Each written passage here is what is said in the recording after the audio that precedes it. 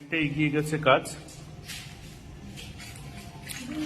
Tiles marble এগুলো সব লাগানো হচ্ছে, মিস্ত্রি কাজ চলছে। এই দিকটা পা দেওয়া যাবে না, এটা আজকে লাগিয়েছে।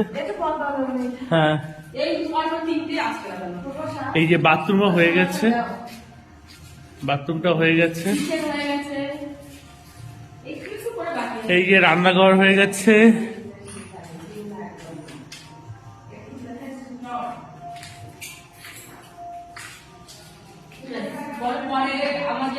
এই সাইডে ওয়ালটা বাকি আছে এখনো, বেসিন টেসিন এগুলো লেগে গেছে, এখনো ফিনিশিং হতে আরো 15 দিন লাগবে।